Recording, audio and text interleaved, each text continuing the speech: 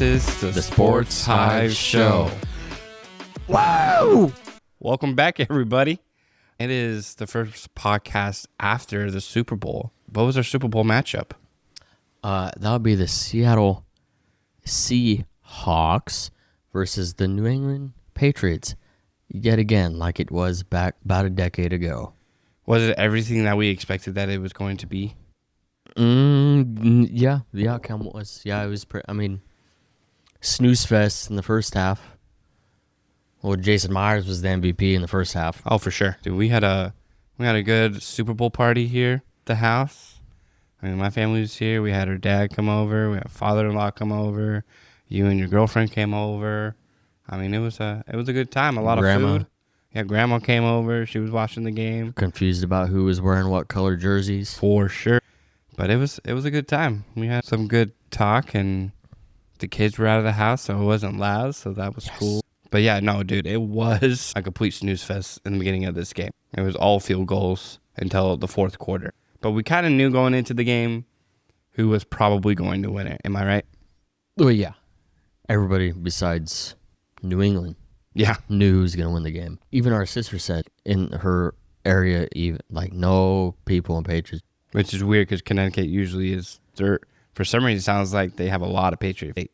Yeah, close to Boston and all that jazz. But, right. It's weird. Fans and players alike for the Patriots weren't ready for this game. For sure. And I think, it wasn't hyped like it was. I guess it was just a Super Bowl, so everybody was watching it. But I don't know. I just didn't, it was, I guess, a good game, but I didn't, I wasn't, tuned in crazy to watch it. There was a couple good plays. Drake May got sacked, 6 times, 7 times, something like that. So their offensive line disappeared. And the Seahawks defense did exactly what we thought they were going to do. But Christian Gonzalez on the Patriots, he was their best defensive player. He stopped 2 touchdowns. He's been the best defensive player on that team since he's been there. Oh, for sure. And the Packers passed on him, which also means a lot of people or a lot of teams, probably including the Cardinals, passed on Mr. Gonzalez. That guy is a great corner. He saved a lot. I think he saved 2 times. Because he was covering Njigba the whole time. And Njigba had 4 catches for 27 yards, targeted 10 times. That's crazy. To put the offensive player of the year on a back burner like that for just 4 catches. How many yards? 27. 27 yards. That's elite right there. So the Patriots have something going for them for sure. We'll see if they can keep it up next year on their schedule. That's going to be the key. So we'll see what happens with them. Do we know what the Patriots schedule is like next year? Did that come out yet? Or does that come out later? I don't think officially it came out, but I saw something that their schedule is not as easy as it was this year. Obviously, they play the Jets twice, the Bills twice, and Miami twice. So, did you find the schedule for them? Even though it's not official because they don't come up with the dates yet. But they have the Bears, the Lions, the Chiefs, the Chargers, Broncos, Raiders, Packers, Vikings, Jags, Steelers, and Seahawks. Yeah, no, that's a harder schedule for sure. Way harder than what they had this year. So we'll see if they can replicate what they did this year. They probably won't. There's usually the Super Bowl team most of the time, unless you're the Chiefs or the Patriots of old, take a seat back. Yeah, and all those teams were above 500 in either first seed or second seed in their division. Right.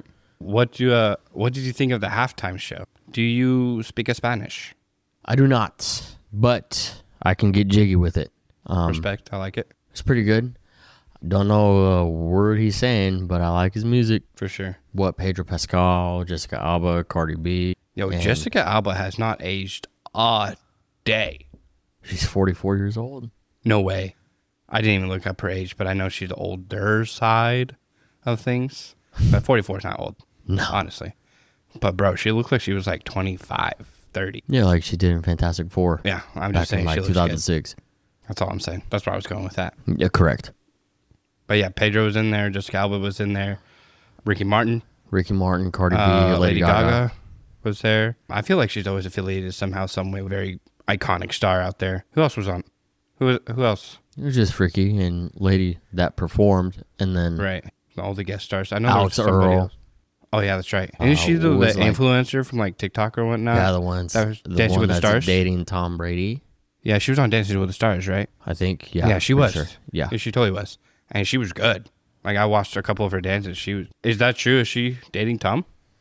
I know they've been seen together. They were at a Super Bowl party together, like the really night close. before, like on Saturday, and they were pretty. So we'll see. Oh, she's and- going to be making some money. So I saw something that obviously Brady was having a thing with her.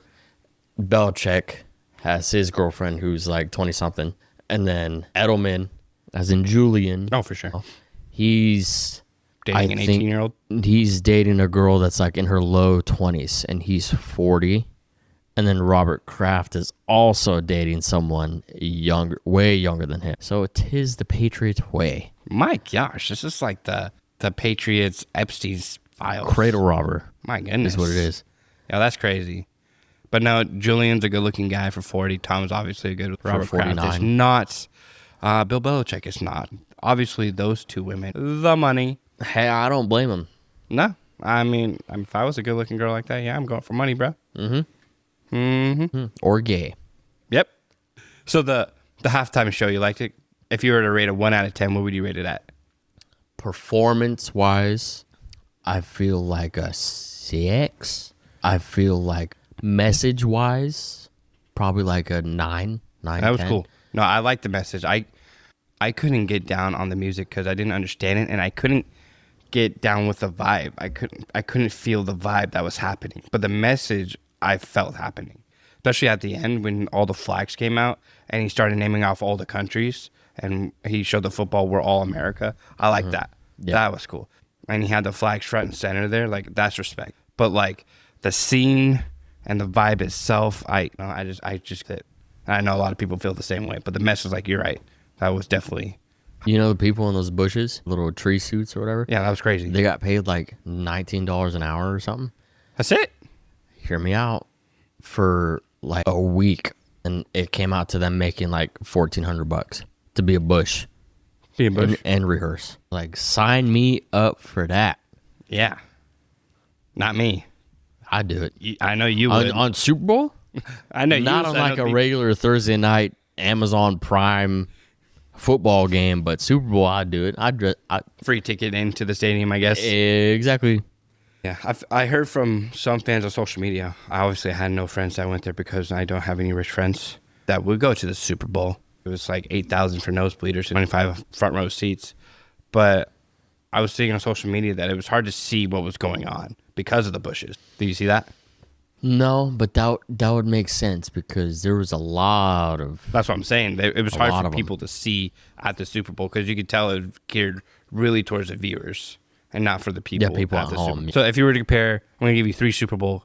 If you were to choose one of the 3, Kendrick Lamar's from last year, Bad Bunny's from this year, or we go into the 2022 Rams-Bengals SoFi Stadium with Snoop Dogg, Dr. Dre, Eminem, 50 Cent, Mary J. Blige. Who are you picking? If you were to rewatch a show live again, out of those 3, I already know my answer. I do like Kendrick when he called out Drake, that song of that performance. For sure. But then I would choose Snoop's. But then I also did like Beyonce's performance in Destiny Child back in like 2012. That wasn't one of my choices, though. Yeah, well, out of the 3. I know there's iconic halftime shows that are a lot better, but I'm talking like recent, within the last 5 years. It did say Bad Bunny's was the most like for sure. Like 100 views or something like that. And then the other ones are like Prince and as in Michael Jackson, not Jordan. And Beyonce. Prince is up there for sure. Prince was like 3rd. I think Michael Jackson was like 4th. Beyonce was like 2nd and something like that. So I think that was like the top 5. Yeah. Snoop's not even up there. Snoop and Eminem and company. That's crazy because I think that was one of the better halftime shows in the last decade. Was that one? It was fun. It was more surprises. So it was more fun. It was fun. It was a lot more fun because those are all the songs that we grew up listening. I didn't grow up listening to Bad Bunny's or really Kendrick Lamar stuff. Well, no, but everybody else already grown by the time Bad Bunny came around. So you ain't doing no. Well, growing up, yeah, but it's more geared towards younger Hispanic folk. For sure. It was still a great Nice. message, though. I liked it. It was a good time. Who's winning the Super Bowl next year? Who do you got? Probably the Seahawks again. Yeah. Despite losing Kubiak to the Raiders. You don't think that's going to hurt them at all?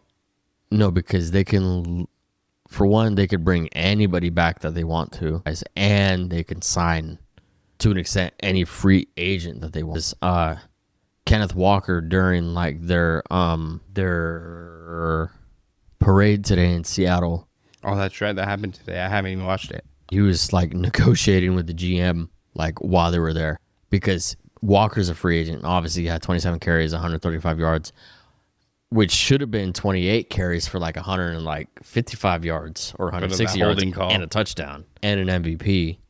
Obviously, he wants to stay there. He's not going to go anywhere. Darnold is going to be there for the long haul. For sure. Jigba's going to be there for the long haul. Kupp will come back. Shaheed, which is, I said earlier in the year, the best trade. Yep. From the trade deadline. But I think the Seahawks have the most flexibility when it comes to like anything really. Is the dark side staying together? That's what they're calling the cornerbacks. You remember the Tariq and Witherspoon? all them boys in the back. They're calling them And the dark Kobe side. Bryant? And not the Legion of Boom. It's like their version of Legion of Boom. They're calling them the dark side. At least Seattle is. I don't know if the NFL is, but Seattle is. Do you think they stay together? Because if they stay together and their defense stays intact. Eamon and Love. Right. If they stay intact, I can see that defense being a force. But if anybody's replaced, because when the Legion of Boom era happened, they kept them for years. Boom, boom, boom. Because back then the Seahawks went to 2 Super Bowls and won one of them. Right. Right now, I like contract-wise, I don't even see like any importance, like the potential of leaving the Seahawks other than K9. He's obviously saying, and that's on the offensive side of the ball. And he said that he wants to stay. So I don't think that anyone on the defense, Eamon Ward is a rookie. Witherspoon's not going anywhere. Tariq Woolen's not going to go anywhere. Julian Love's not going to go anywhere. And Tariq Woolen's not going to go anywhere. And Murphy and Lawrence and Reed are going to stay. Kubiak is probably really the only person from that Seahawks staff and players that is going to be gone. Yeah. And he obviously... Bro, he went to the Raiders the next day. I don't think he went there celebrated that night. Yeah, I don't think he even celebrated the Super Bowl, honest. He's like, all right, I got a job to do in Las Vegas. No, he gets it because Vegas won like 3 games. And he's got a lot of work to do. Shit. So is my team, so. You know what? Yeah, it'd be like that. Do you think the Cardinals can win the Super Bowl next year? Nope. Do you think they could be that team? That's an honest question. Do you think they could be that team that goes from 3-14 to 14-3? With Mike LaFleur? If they have a quarterback, a legit quarterback, do you think they're a team that can switch it overnight? If Mike is anything like his brother Matt, you'll make it to playoffs, to the first and second round, then you'll lose, and then you'll conveniently not have your first round draft pick. Yep. So then you're going to be no Super Bowl, no first round draft pick. So that's just it right there. You just named what I'm thinking about. So what if, let's say LaFleur comes in, they keep Jacoby, which Jacoby's not the long-term answer. They trade Kyler for whatever they trade him for, because everybody knows that the Cardinals want off Kyler, and all the teams know it. Something's going to happen, whether we trade him or whether we cut him and we just eat the salary, whatever. We still don't have our quarterback. Depending on what we do with our third in the first round, we are not going to have a quarterback going into the season besides Jacoby. And so what do you do then? Do you tank and try to get a top 5, top 10 pick for the next year's draft? Like, what do you do? Because they have a big quarterback problem. So, I mean, do you go quarterback with the first pick? Do you go offensive line, which is a big issue as well, with the third pick? Because I don't think they're going to go with any position players. I don't think they go running back. I don't think they go wide receiver, especially with Wilson coming out of the floodgates like he did the last 8 games of the season. Obviously, not going to go tight end because they got Trey McBride. They went heavy with defensive players last year. I think they're going to be fine there. So I think they're going to use their third pick in either a quarterback or they're going offensive line. If you're the Cardinals and you're LaFleur, if you're Mike, what do you do? And that's an honest question. Like, they're in a world of hurt right now. Me, personally, I'm trying to look up the depth chart, but then it technically doesn't show specifically what the depth is until week 1 of the preseason. Right. Makes sense. Because obviously there's combine, draft, free agency. yada, yada, yada. But you either spend the number 3 overall pick on, in my opinion, honestly, I know we hate it, but like offensive line, or you trade it. You trade it away for either an established quarterback or an established running back. Because Jacoby, I think, is still... He's decent enough to lead the team for another season or two until they figure out who their franchise quarterback is. Is he a free agent after this year? After this next year, he is. So he's in it for 26 to 27. Yes. You keep Jacoby. You either draft offensive line with the number 3 pick. Which they need. They need offensive linemen. Or you trade it for running back, like an Achane on the Dolphins, or Brees on the Jets, or Kamara on the Saints. Kamara said he was going to. He won't. They all make too much money. You know what I mean? Right. But what good is a running back if you don't have established good offensive line? So the Cardinals have to do a lot of trading, in my opinion, come draft night. So you trade the number 1 overall pick for like a Brees or Achane, and then you trade Kyler for more picks, build up said offensive line. So you trade Kyler for the picks to draft offensive linemen throughout the draft. Right. And then you trade your number 3 pick for a Brees or an Achane. And then but that's me, Madden manager. I was about to say Madden manager right there, baby. So, like, it's a lot easier said than done. So it's like you have to do a lot of cap space, fluctuation and stuff. So it would take a lot. That's what I would do. Because a lot of stuff is going to be happening for sure in free agents and the draft. Is going to be busy for the Cardinals because they have to do something. The fan base is going to take 3-14 again, not by a long shot. If they want to sell tickets, they need to give us hope of being a 500 ball club at least. Yeah, who are the dudes that are Arizona Sports Radio? Like Gambo and who? Burns and Gambo. Yeah. Bickley, Murata. Yeah, them boys are not. They're not going to tolerate another losing season. But again, we're not surprised if it does happen again. But you don't have Gannon anymore. I'm sure they also don't want Kyler here. No, it's too awkward. You can't go into OTAs with Kyler. No, you can't. He has to be gone by then. He has to be done and traded at least by draft night. Because if not, you're going to have to release him because you're not going to keep him in the locker room after what you've done to him last year. Because he could have played last year. They shut him down.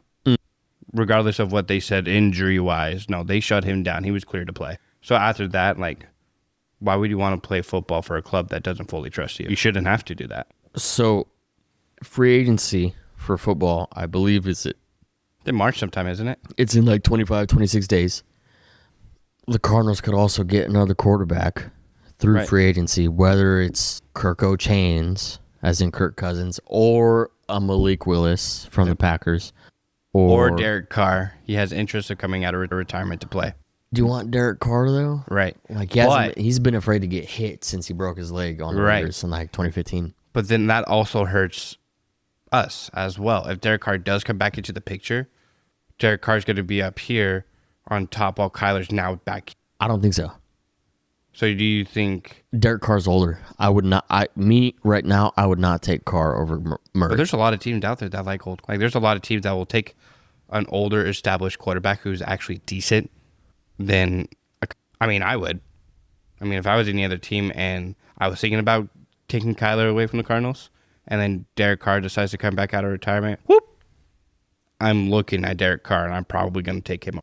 Even if Derek Carr has no life left. The Steelers took Aaron Rodgers with no life left. But I guess we'll see what happens. We'll see what the Cardinals do.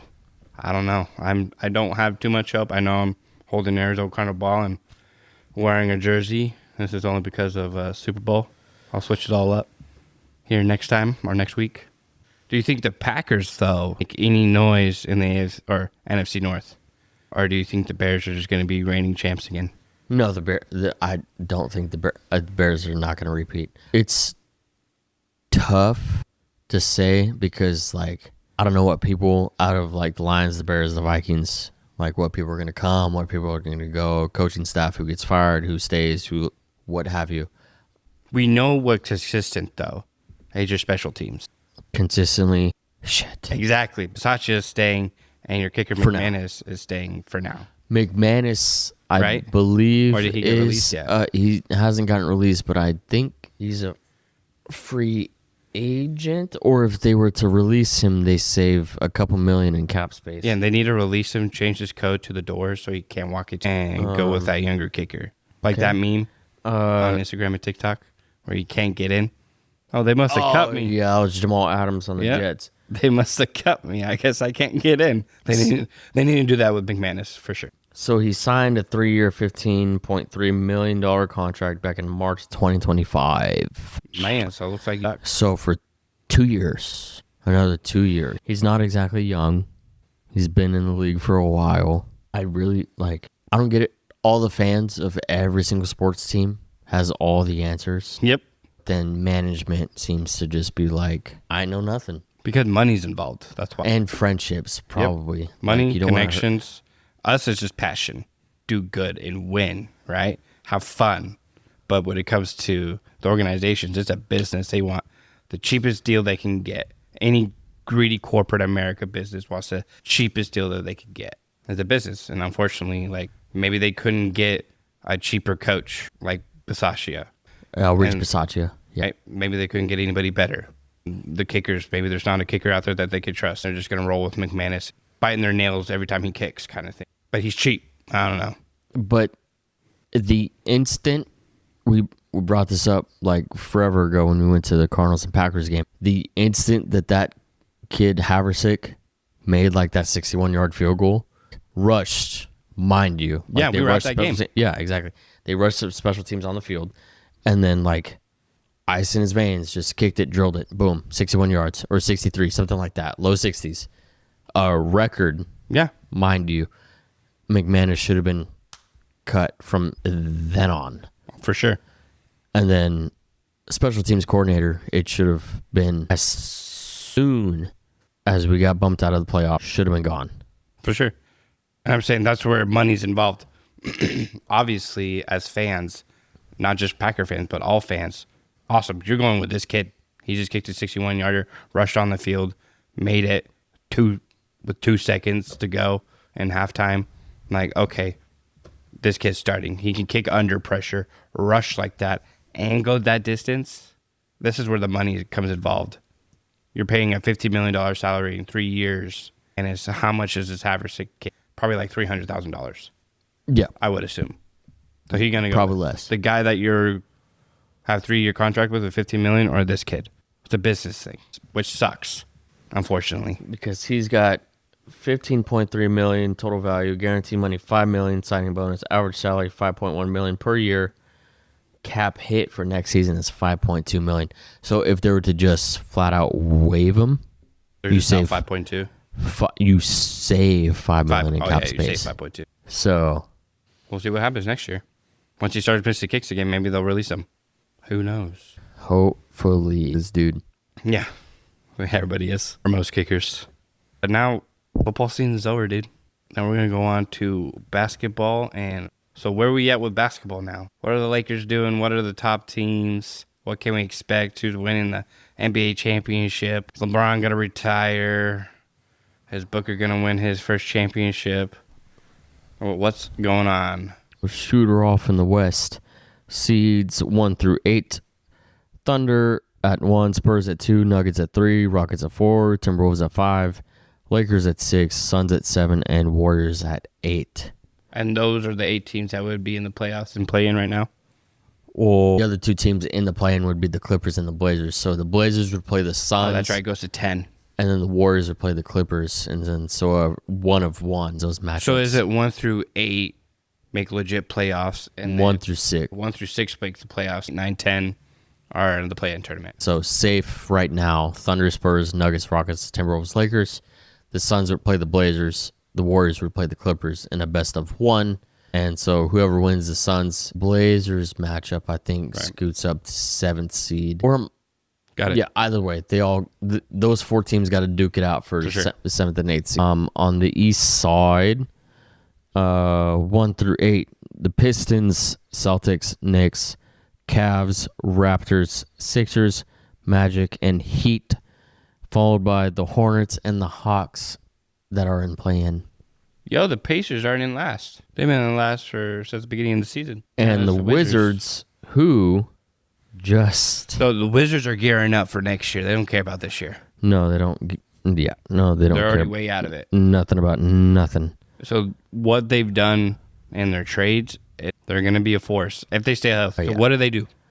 They traded for Anthony Davis, Jaden Hardy, and D'Angelo Russell, and Dante Exum for Chris Middleton, AJ Johnson, Malachi Branham, Marvin Bagley, 2 first-round picks, and 3 second-rounds. Well, so then Dallas is also receiving from that trade a 2026 Thunder first-round pick, a 2030 Warriors first-round pick, and second-rounders in 2026 from Phoenix, and a 27 second-rounder from Chicago, and a 29 second-rounder from Houston. And then AD is already shut down for this. Is that injury after he showed up to Washington? Is that injury real? I think so. There's something to do with his hand that all of a sudden just came to public knowledge after the trade. I didn't know if that was some AI crap that I was seeing or. No, it's legit. I mean, you That always makes have to sense. pass like a certain physical after a trade, which I'm assuming he passed, obviously. And then because there's only a few trades in the history of the NBA to get rescinded, Yeah. and the Lakers have been part of like 2 of them. How come this didn't get rescinded? Because obviously during his exam, they should. Was it a messed up hand or whatever? I don't remember what his. That's just a little shady to me. It was literally like 24 hours later, maybe 48 hours later, that they shut him down because of an injury right after the Date. Thought that was Hand/groin is not expected to play for the Washington Wizards for the remainder of the 25-26 season, focused on a recovery for 26-27. While some reports indicated a shutdown, Wizards GM Will Dawkins expressed optimism for a potential return this season after All-Star break, with further evaluation scheduled. Interesting. So I guess iffy. Anthony. Let's see. The Washington Wizards are building a team. They could be the Detroit Pistons, where Detroit was horrendous for the last couple of years, top team in the East, and most likely if they stay healthy, they're going to the NBA play or probably playing the Thunder because they have Koulibaly, Alex Sarr, who are 2 really good young players. Then they traded for Trae Young at the beginning of the year. I don't even know if he's played for them at all. I don't think he has. I don't think so. And then you have AD as well. So, and you have D'Lo, you have Jaden Hardy, you have a lot of good Now they have a squad. young pieces to actually compete for some. So we'll see what happens with them. What did the Warriors do? They traded the cum bucket They did. for Porzingis. I don't know if there's other picks. Oh, and Buddy Hield. Yeah. They traded Buddy Hield to the Hawks. So Buddy Hield and Jonathan Kuminga to the Hawks for Porzingis, and I think there was like other picks and stuff involved too. Do you think that helps the Warriors at all? It helps you get a big to spread the floor because Porzingis can shoot the 3. Obviously, he can drive. Yeah. He could do everything. So the You just gotta stay Warriors, healthy. the Warriors were in on Giannis. They wanted Giannis, and they were going to trade the moon, the stars, and the As to get was Giannis. everybody, though. Right, but no, the Warriors were the hottest team trying to land him, and then hey, we're not trading him, and then they go and get Porzingis. Does that still open them up to trade or acquire Giannis in the offseason, or does that shut them out? Make room for LeBron, who's probably going to go to the Cavs, and the Lakers to take Giannis instead. What's the better scenario? Braun leaving the Lakers would give so much flexibility for the Lakers. Because the Lakers are proven they can win without LeBron. If they have Reeves and they have Luka healthy and the rest of that squad healthy, the Lakers could go a long way even without LeBron and even without Giannis. But if you throw Giannis in there, that team's going to be 40-13 this time next year. You also got to think about players that mesh well together. Like, would you rather have a Luka and like a Jokic together as opposed as like a Luka and a Giannis? Because Luka and Giannis are both ball dominant players, and Jokic isn't as much. And he's the big center that you want. So I guess that's true. So who would you want? Would you take Giannis or would you take the Joker? I would take Jokic because just based off of how like the position that we need and the How they could play well with each other. They complement each other. exactly. I guess you're true because Luka and Giannis kind of play the same. Well, Luka, it can range from point guard, shooting guard, and small forward, and Giannis is small forward, power forward, center. Jokic is also basically interchangeable too, but he's one of the best centers in the league, if not the best center in the league right now. Well, besides like Wemby, but like he doesn't. Wemby don't got championships. True. Wemby's a good player, but I wouldn't put him on that pedestal better than Joker at the I moment. don't know. So Time will tell. Here's another question: what if, or what would you take, a young Joker or Wemby to start your team? Let's say you have to pick one player. It's tough right now because Jokic has already been in the league for like a hair under a decade. He's in his second. So Jokic is like 29 or 30. Nice. And Wemby is in low 20s. is Joker still in his prime? Would you consider him in his prime, or did he already pass? He's probably at the tail end of it.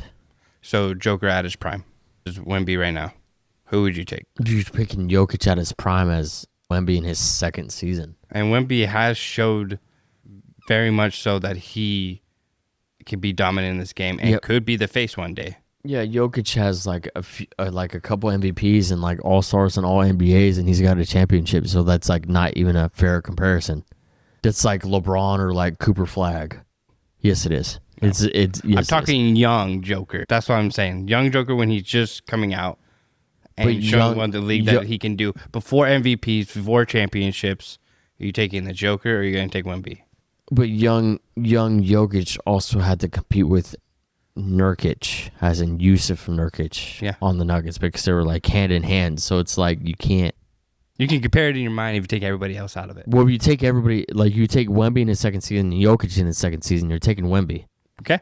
Exactly. I was trying to get your thought process too. But like now, Jokic in his like 10th season, you like, and then or give or take whatever year he's in, and like as opposed to like Wemby in the future in like 8 years, then the conversation would be maybe different. For sure. Wemby's going to get MVPs. He's going to get championships. There's no way he doesn't. Yeah. The Spurs are going to be 40-13 eventually, and they're going to win they're 38-16 right now. Right. So that's what I'm saying. And he dropped a 40-piece last night or the night before? Like this kid is a cheat code. Yeah, he had like 38 points at halftime. That's insane.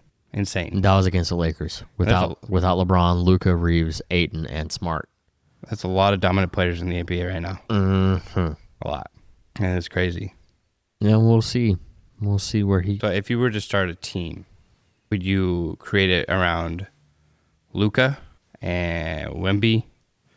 Who's another crazy star right now? Young star. My goodness. My brain. You have Anthony Edwards, Shea.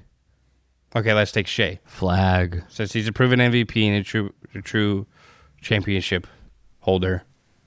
Those three players, Shea, Wemby, and Luka, and you were to pick Luka, any one of them to start a team. Luka Doncic. I would probably about like 20 people over Shea. Oh, for sure. Wemby would probably top 5 for sure. Out of the young people, any young people on the Rockets I would take. Good. No, not good enough. Edwards, Timberwolves, Lakers, Booker. Shoot, nobody young in the Warriors. Clippers don't count. Blazers no. Grizzlies no. Ja, but he should have got traded, but he didn't. Flag on the Mavericks. Dude, that kid was 19 years old. He's like 20. No, he dunked all over Dylan Brooks last night. Mm-hmm. It was insane. Yeah, that game was an ass whooping until like the end of the game, and I think it was like 111 to 120. Oh, not the Lakers. The Suns pulled it up. Correct. Really, nobody young on the Pelicans, I don't think either. Nobody young on the Kings. Pistons. Cade Cunningham. Tatum. Knicks. Brunson and Cat. Cavs. Donovan Mitchell. Raptors. There's not a lot of good Sixers, Magic, Heat, Hornets, Hawks, Bulls, Bucks, Nets, Pacers, Wizards. There's not a lot of young people that I would choose over like a Luka or a Wemby or a Flag. There's not a lot. You think the Dallas Mavericks can be anything with Flag? They need more pieces around. Like a Luka? Ideally, but they wouldn't get Flag if they didn't trade Luka, so they wouldn't have had the first overall pick. True story. True.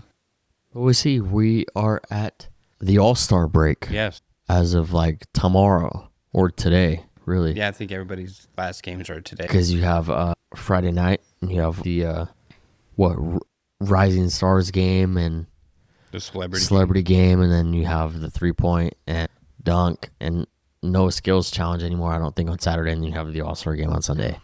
3-point contest. Oh, Booker's in it. Damian Lillard with the torn ACL made it. You see that? I That's love cool. it. I'm gonna tune in for that, just for that. Really, Booker and Just Dame running around in a walking boot. Yep, it's gonna be good. Should be fun. We'll see though. I heard next year the All-Star game is in Phoenix. Is that right? I have no idea. I mean, if it is, we can try to go. I mean, I don't. At least I don't drive with All-Star Sunday. games these days. All-Star Sunday. I'll go see the skill sets and everything. But that would be fun. NFL honors. Yeah. We did not talk about that before we stopped our NFL segment there. Yeah, the Hall of Famers were Drew Brees, Larry Fitzgerald, Luke Kuechly, Adam Vinatieri, and Roger Craig. And then NFL honors, Stafford won MVP, Njigba won Offensive Player of the Year, Myles Garrett won Defensive Player of the Year, Weston Jurr won Rookie of the Year, Defensive Rookie of the Year, mind you, and then McMillan won Offensive Rookie of the Year. Vrabel won Coach of the Year, and McDaniels won Assistant Coach of the Year, and oh my goodness, Joe Tooney Coach of the Year, and then Bobby Wagner won Walter Payton Man of the Year. I like it. What I don't like is Stafford only won the MVP by one vote. Yes, which is insane. And second place was Drake May. At 23. Mm-hmm. I thought it was like unanimous for Stafford. It should have been. Yeah. I don't understand it. He threw for 41 touchdowns and 8, and I think Drake was in 12 or something like that. Yeah, Drake, he was in second, but it was by like a mile. And like every... I don't understand how that was even close. And then Justin Herbert got one vote. That's a Chargers fan. Josh Allen had 2 votes. I don't know. It just didn't make sense. Did not make sense. What do we know? Just fans. We're just 2 idiots on a couch talking about sports. 11:30 at night. 11:40. 11:40 at night. I'm blind. And then baseball around the corner. Yeah, where the Diamondbacks are starting off strong in the injury department. Yeah. Mm-hmm. So we lost Andrew Saalfrank, one of our relievers, one of our top relievers for the year. He has an injury. I'm like, okay. Corbin, he's out for spring training because he has something in his hand, a bone that broke in his hand. He's going to miss all of spring training, and those are the warm-up games, obviously. And now he's probably going to miss opening day, and who knows when he'll come back. And then he's going to take, I don't even know how many series to get warmed up again to be himself. So we lost Corbin for a good chunk of time. We don't have Corbin Burns. We don't have Justin Martinez until like August. We have A.J. Puck coming back in May. And then we have 2 old geezers at the corners, first and third, Carlos Santana and Nolan Arenado. So, like, absolutely nothing from this squad this year. Because I don't want to kill my hopes. Yeah, expect disappointment, and you won't be disappointed. Amen. That could be my new motto for my company. That'd be funny. But, yeah, we're not starting off strong.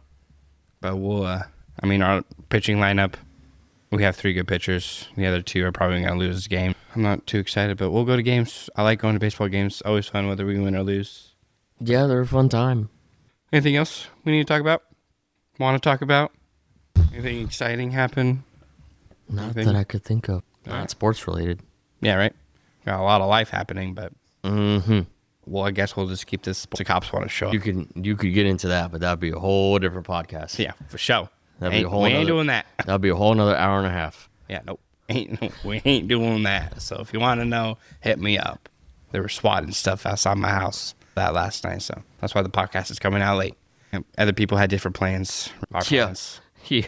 Now I need to go see who's winning $1 million on Mr. Beast. So Beast Games, yes. Beast Games. All right. Well, cool. Thank you guys for tuning in to this podcast.